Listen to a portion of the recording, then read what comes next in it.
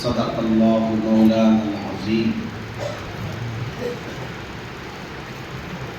وقال نبينا صلى الله عليه وسلم الكيس من دان نفسه وعمل لما بعد الموت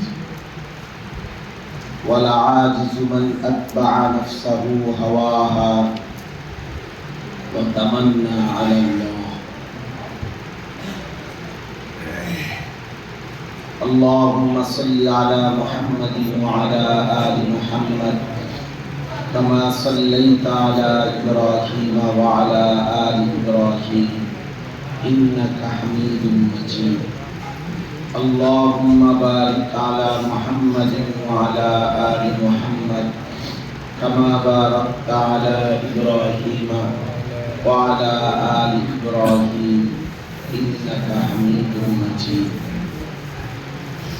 سبحانك لا علم لنا إلا ما علمتنا إنك أنت العليم الحكيم الحمد لله আল্লাহ পাকের মেহেরবানি আল্লাহ তাআলা আমাদের প্রাণপ্রিয় দ্বীনি প্রতিষ্ঠান মাদ্রাসা ইসলামিয়া দারুল উলুম শাহপরান সিলেটের মাসিক ইসলামী মজলিসে আল্লাহ তাআলা আমাদেরকে আসবার তৌফিক দান করেছেন আলহামদুলিল্লাহ।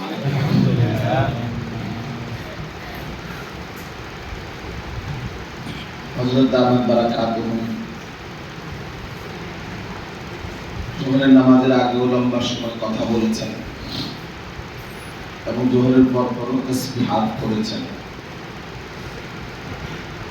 এবং আমাদের লক্ষ্মীপুর থেকে একজন মুহতারাম মেহমান আপনাদের সামনে এসেছেন। হযরত ইনশাআল্লাহ এখন কথা বলবেন। আমি শুধুমাত্র আপনাদের বসার জন্যই বসছি। হযরত এই মাত্র একটা কথা বললেন, আল্লাহ তাআলা যাকে যতটা পছন্দ করেন তার সময় তত বেশি কাজে লাগে। তাই এই কথাটা খুব কদর করা উচিত। সুন্দর কথা। সময় আল্লাহ তাআলার দেওয়ার অত্যন্ত গুরুত্বপূর্ণ নিয়ামত। আমাদের হায়াত, আমাদের সময়, সময়ই আমাদের জীবন। যেমন মনে করেন আমার বয়স 43 বছর শেষ হয়ে এখন 44 বছর। 1981 সনে আমার জন্ম, অক্টোবর মাসে। তাহলে সেই হিসাবে এই 43 বছর মানে কি? মানে হলো এই পরিমাণ ঘন্টা, মিনিট, সেকেন্ডের সমষ্টি। এটাই হায়াত, এটাই জীবন, এটাই 43 বছর। তাহলে সময়ের সমষ্টি, এটাই জীবন, এটাই হায়াত। আমরা যেমন কথার প্রসঙ্গে বয়স্ক মুরব্বী মানুষ বলে যে আমার আর বেশি সময় নেই, তার মানে আমার আর বেশি হায়াত নেই। কেউ মারাত্মক অ্যাক্সিডেন্ট করছে অথবা ভয়ানক কোনো অসুস্থ, এসেও বলে যে ভাই আমার আর বেশি সময় নাই, মাফ করে দিন, দোয়া করে দিন। তার মানে হায়াত নেই। তাহলে বোঝা গেল হায়াত বুঝাইতে এই জায়গাতেই সময় এই শব্দটা ব্যবহার। এজন্য সময়ই জীবন, জীবনই সময়। তাহলে কারো জীবনে সময়ের কদর করা মানে নিজের হায়াতের কদর করা। হায়াতের কদর করা মানে সময়ের কদর। কোরআন কারীমের মধ্যে আল্লাহ তাআলা বলেছেন ওয়ালতানজুর নাফসুম মা কদ্দামাত লিগাদ। প্রত্যেককে নাফসুন, প্রতিটি প্রাণ, প্রতিটি আত্মা, মানে প্রত্যেককেই আলাদা আলাদা ভাবে বলছে সেজন্য লক্ষ্য করে আজকের দুনিয়া থেকে আগামীকালকের আখিরাতের জন্য সে কি পাঠাবে, কি পাঠাবে। তাইলে বুঝা গেল যে আল্লাহ তাআলা আমাদের আলাদা আলাদা সবার জিম্মাদারি দিয়েছেন। ওয়ালতানজুর নাফসুন, বাবা শুধু ছেলেটা লক্ষ্য রাখবে না, বাবা বাবারটা লক্ষ্য রাখবে, ছেলে ছেলেটা লক্ষ্য রাখবে। স্বামী স্বামীরটা, স্ত্রী স্ত্রীরটা, প্রত্যেকেই নিজ নিজ হিসাব করবে আগামীকালকে আখিরাতের জন্য কি পাঠিয়েছে।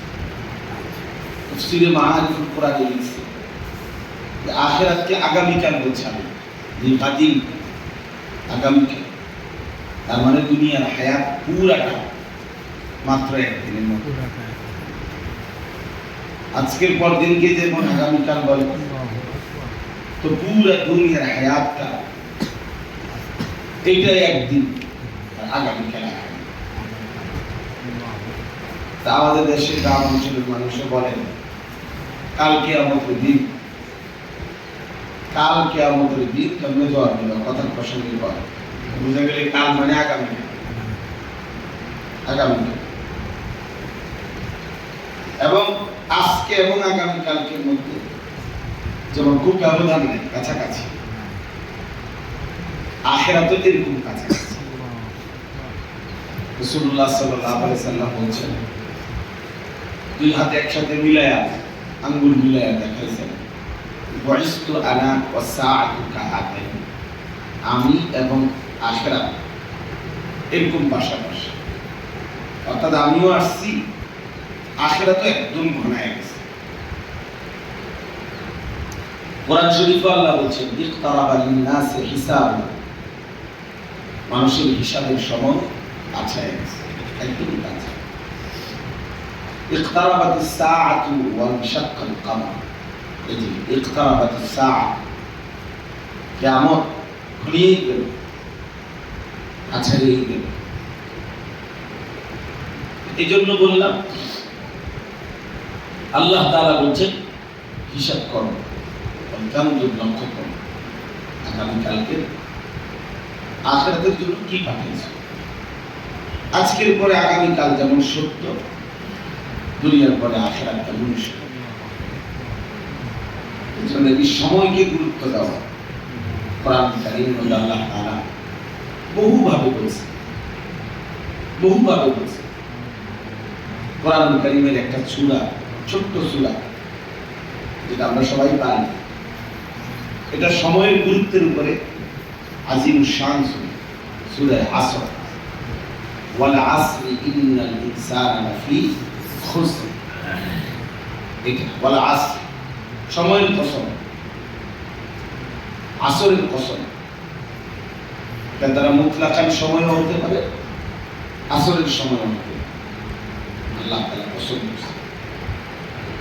কোরআন শরীফে আরেকটা সূরা আছে, সূরা ফজর, এখানেও আল্লাহ কসম করছে, ওয়াল ফজর, ফজরের কসম, ওয়া লায়ালিন আশর, ধারাবাহিক 10 রাত্রির কসম। তাইলে এইভাবে আল্লাহ তাআলা সময়কে কোরআন কারীমের মধ্যে বারবার তুলে ধরছে। ইউকাল্লিবুল্লাহু লাইলা ওয়ান নাহার, আল্লাহ তাআলা বলেন আল্লাহই রাত এবং দিন পরিবর্তন করে, সময় পরিবর্তন করে। আল্লাহ তাআলা বলছেন, এই যে আয়াতটা আমি পড়ছি, ওয়াহুয়াল্লাযী জাআলাল লাইলা ওয়ান নাহারা খিলফাতান, আল্লাহই রাত এবং দিন বানিয়ে থাকেন, খিলফাতান পর্যায়ক্রমে, একবার রাত একবার দিন, একবার রাত একবার দিন, একবার রাত একবার দিন, এই যে ধারাবাহিক, এর কোনো ব্যতিক্রম হয় না। লাশ-শামসু ইয়ানবাগী লাহা আন তুদরিকাল কমর ওয়ালাল লাইলু সাবিকুন নাহার, সূর্য চন্দ্রকে অতিক্রম করে না, রাত দিনকে অতিক্রম করে না। অর্থাৎ একসাথে 72 ঘন্টা রাত হয় না, একসাথে 72 ঘন্টা দিনও হয় না। ধারাবাহিকভাবে চলতে থাকে। আল্লাহ তাআলা বলেন, এই যে সময়, রাত বানালাম, দিন বানালাম, এই কথাটাই আমি শেষ করতে চাই। এই রাত বানাইলাম, দিন বানাইলাম পর্যায়ক্রমে। কেন? আল্লাহ তাআলা বলেন দুইটি উদ্দেশ্যে। লিমান আরাদা আন ইয়াদাক্কার, যারা যারা চায় আমি আল্লাহ তাআলার স্মরণ, আমার জিকির, আমাকে স্মরণ রাখতে, আমার বন্দেগী, আমার গোলামি করতে, তাদের জন্য। আও আরাদা শুকুরা, অথবা যারা আমি আল্লাহ তাআলার কৃতজ্ঞতা শুকর আদায় করতে চাই। শুকর আদায় করা মানে হলো আল্লাহ তাআলার হুকুমের আনুগত্য করা। কিতাবের মধ্যে আছে আল্লাহ তাআলার সমস্ত নিয়ামত আল্লাহ তাআলার মর্জি মতো ব্যবহার করা, সেটাকেই শুকর বলে। আল্লাহ তাআলা বলেন যারা শুকর আদায় করতে চায় এবং যারা আল্লাহ তাআলাকে স্মরণ করতে চায়, আল্লাহর ইবাদত করতে চায়, তাদের জন্যই রাত বানাই, তাদের জন্যই আমি আল্লাহ দিন বানাই, খরচায় করি।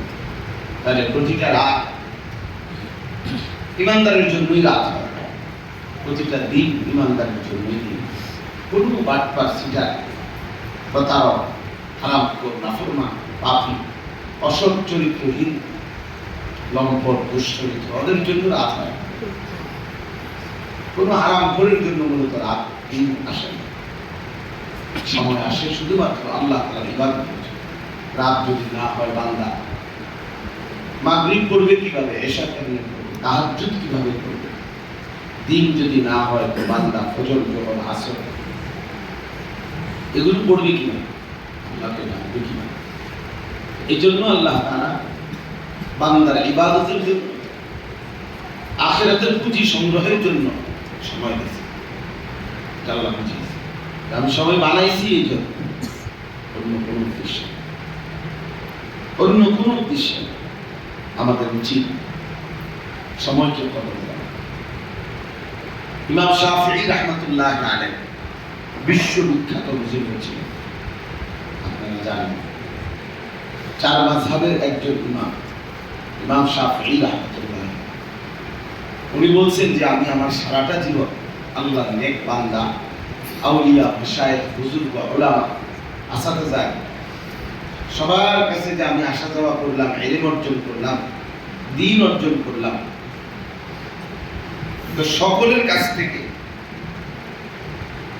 সারা জীবনে আমি যাই অর্জন করলাম, এই অর্জনের খোলাসা, সারাংশ আমি দুইটা কথা বুঝলাম, দুইটা কথা শিখলাম।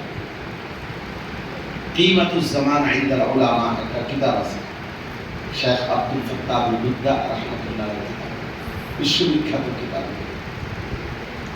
মানে উলামায়ে কেরাম সময়ের কদর করতেন কেন? তো যা অনেক সুন্দর, মানে পড়লে মুর্দা দিল জিন্দা হয়ে যাবে। তো ইমাম শাফি রাহমাতুল্লাহ আলাইহি ওই কিতাবে পড়ছি আর কি আমি। ইমাম শাফি রাহমাতুল্লাহ আলাইহি বলেন আমি দুইটা জিনিস শিখছি সারা জীবনে, আউলিয়া, বুজুর্গ, উলামা, মাশায়েখ ওনাদের কাছে আসা যাওয়ার পর। সেই দুইটা জিনিস কি? এক নাম্বার হলো আল ওয়াক্তু সাইফু ইন লাম তাকতাহু কাতাআকা। তিনি বলেন আমি প্রথম শিখলাম এই কথা যে সময় তরবারির মতো। আল ওয়াক্তু সাইফুন, সময় হলো তরবারি, তুমি যদি তাকে না কাটো, বুঝলাম তাকতাহু কাতা, সে তোমাকে কাটবে। অর্থাৎ তুমি যদি তোমার সময়কে না কাটো, মানে না ভাগ করো, তোমাকে ভাগ করতে হবে। নাস্তা করবো কতক্ষণ, বিশ্রাম করবো কতক্ষণ, অফিস করবো কতক্ষণ, ডিউটি করবো কতক্ষণ, ওনার সাথে দেখা করবো, ওনার সাথে কথা বলবো কতক্ষণ, আমার সময় কতক্ষণ। এই যে ভাগ করা, হিসাব করা, সময়টাকে বন্টন করা। তো তিনি বলেন তুমি যদি তোমার সময়কে না কাটো, না বন্টন করো, সময় তোমাকে কাটতে কাটতে পার হতে হতে তোমার উপর দিয়ে পার হতে, তোমার ঘুমে রেখেই 6 ঘন্টা নেই, তোমার আড্ডার মধ্যে রেখেই সময় নাই 2 ঘন্টা চলে গেছে। যে সহজে বোঝার উপায় হলো, আমি বুঝি ওই দেওয়াল ঘড়ি রাত্রে যখন সব ঠান্ডা হয়ে যায়, চারদিক নীরব হয়, লাইট টাইট নিভে যখন আমরা শুই দেখি, তখন দেওয়াল ঘড়ির এই কাঁটাটা সেকেন্ডারি আমরা এই সময়টা খেয়াল, এই তখন আমার মনে হয় এই কথাই যে হ্যাঁ সময় তো আমার কাটতেছে, সময় তো আমার পার করে যাইতেছে। তো এই সময়টা বুঝতে কি হয় সুবিধা। তো ইনলাম তাকতাহু কাতা, হয় তুমি সময়কে কাটো ধরো, নয়তো সময় তোমাকে কেটে কেটে চলে যায়। এই যে কিশোর তরুণ নওজোয়ানদের সবচেয়ে সুন্দর সময় অনাদরে অবহেলায় অযত্নে আজি আমাদের খতিব আজম মুনাজির জামান আল্লামা নুরুল ইসলাম মরিপুরি দামাত বারাকাত, আমার এই ছোট্ট জীবনে আমি হুজুরকে যে কয়বারে দেখি আমার কাছে মনে হয় যেন সেকেন্ড মাইক আছে, মানে সেকেন্ড সহ না। আমাদের বাংলাদেশের একজন বড় বুজুর্গ আছেন ফুলচুয়ার হযরত আল্লামা মুফতি আবু সাঈদ দামাত বারাকাতুহু আলাইহি, বহুত বড় বুজুর্গ, বহুতই বড় আল্লাহ ওয়ালা হযরত। ওনার জীবনটা আমি বারবারই দেখি এই বুজুর্গ কেউ মনে হয় যেন সেকেন্ডের ভগ্নাংশ যদি থাকে ওইটা মাইক আছে। হুজুরের ছাত্র আমার মাদ্রাসার উস্তাদ মাওলানা রুহুল আমিন, তো সে আমার বলতেছে হুজুর আমি হুজুরে পড়লাম ওনার সবক, মানে ওনার সবক একেবারে আল্লাহকে সাক্ষী রেখে কোনো দিন একদিনের জন্য 1 মিনিট আধা মিনিট দেরি হয়েছে উনি সবকে আসতে, এমন আমি দেখি না। কিভাবে দেখেছি পুরা দাওরায়ে হাদিসের বছর কাছে বাদ ফজর হুজুরের বাণী এমন কোনোদিন হয় নাই যে উনি একটু দেরি হয়েছে, আমরা দেরি হয়েছে সবকে আসতে, উনি টাইম সম্মত আমরা কদর করতে পারি না, আমিও পারি না, আমরা পারি না।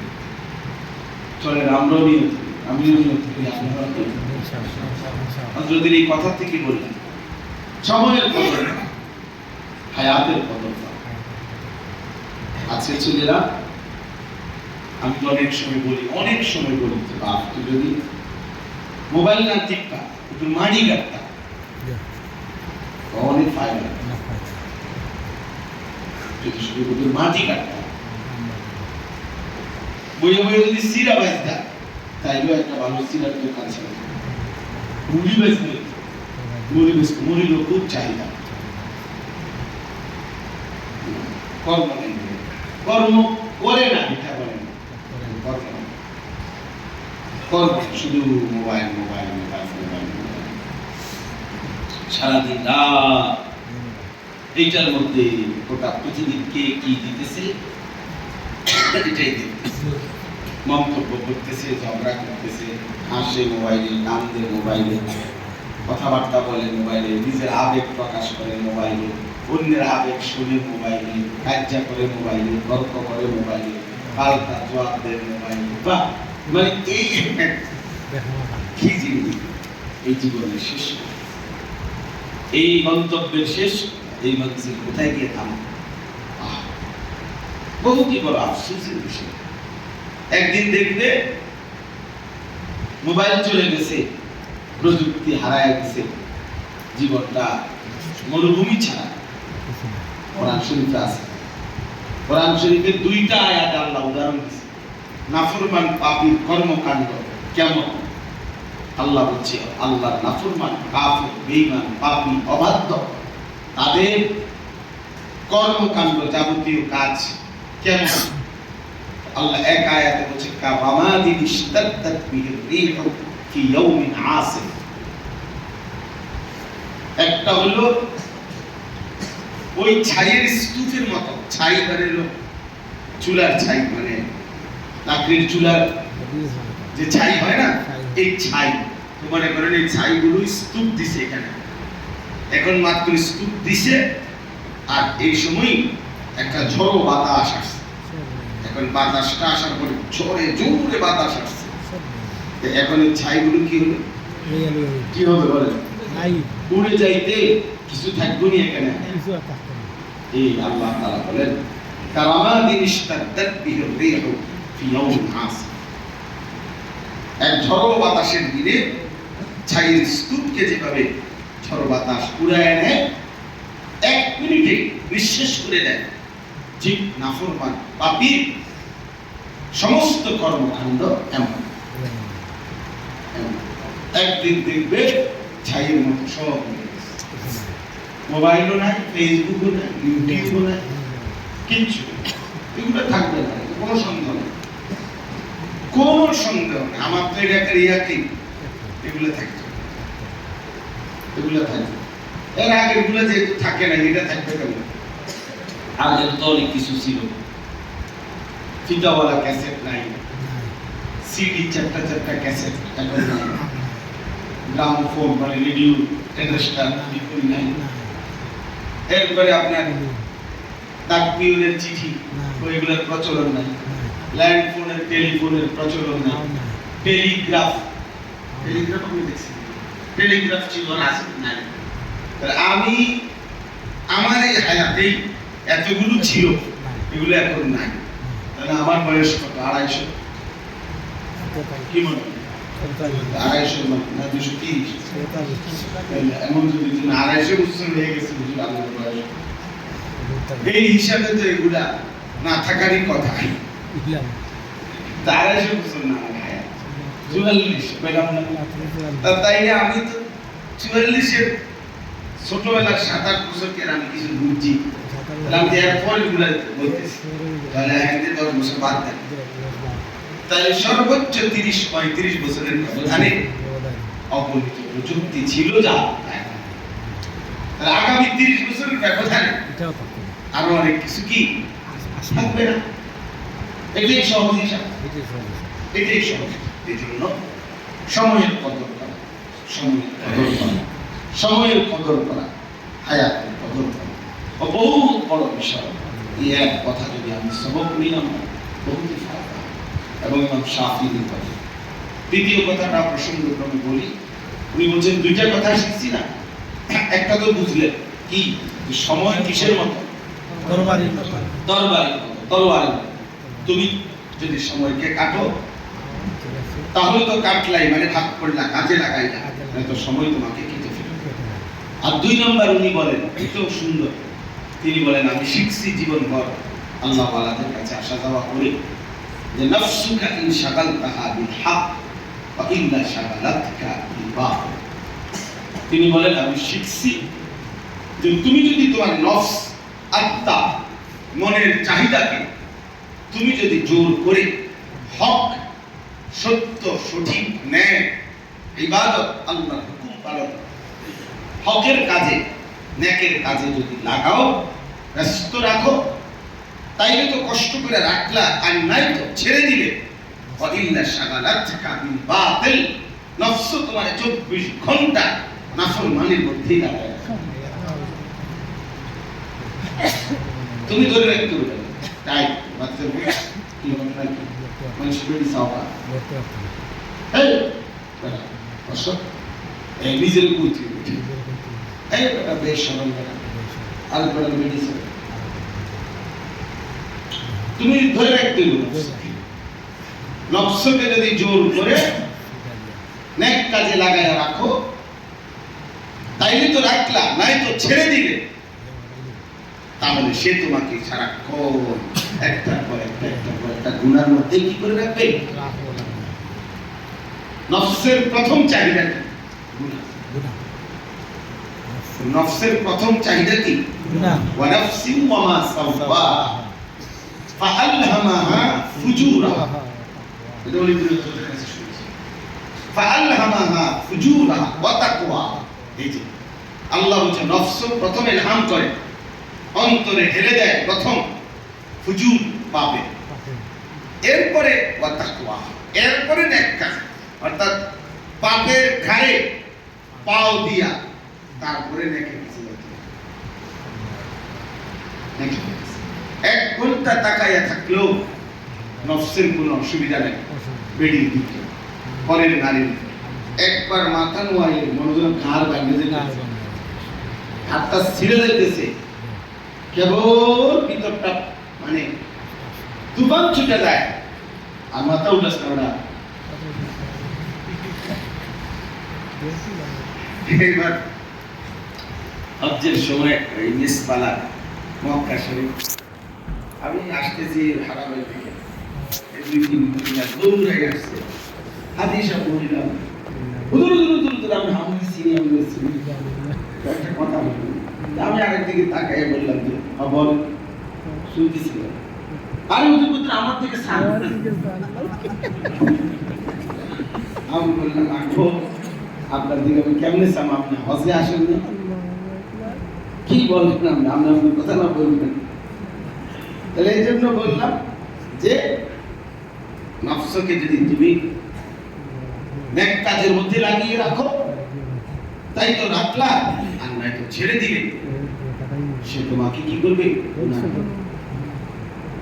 গুনার দিকে লাগায় অর্থাৎ নিজে গুনাহ করণ লাগবে না নফসই টেনে নফসই টেনে এই জন্য ইনশাআল্লাহ আমরা আমাদের হায়াতকে কদর করব সময়কে কদর করি এবং হযরত যে কথাটা বললেন যে আসলে সময়টা কাজে লাগা সারাক্ষণ দিনই কোনো ফিকির দিনই কোনো মাশগালা দিনই কোনো না কোনো কাজে ব্যস্ততা এবং দিন দুনিয়াবি হোক দুনিয়াবিটাও যেন হালাল আছে আমার স্ত্রীর সাথে আমার সময়টা গুনার কিছু নেই আমার বাচ্চার সাথে আমার সময়টা গুনার কিছু নেই আমার হালাল ব্যবসা হালাল রোজগার এখানে আমার সবটা ফিকির এখানে গুনার কিছু নাই তাইলে দিনই ব্যস্ততা দুনিয়াবি ব্যস্ততাও যদি হয় হালাল হয় বৈধ হবে ঠিক আছে ঠিক আছে আল্লাহ তাআলা আমাদের প্রত্যেককে তৌফিক দান করেন হায়াতের কদর করার সময়ের কদর করার তৌফিক দান করেন হযরত বয়ান করবেন আপনারা মেহেরবানি করে উঠাউঠি না করে মনোযোগ দিয়ে শুনুন মনে রাখতে হবে আমি সব সময় বলি ভাই কোন একক ব্যক্তি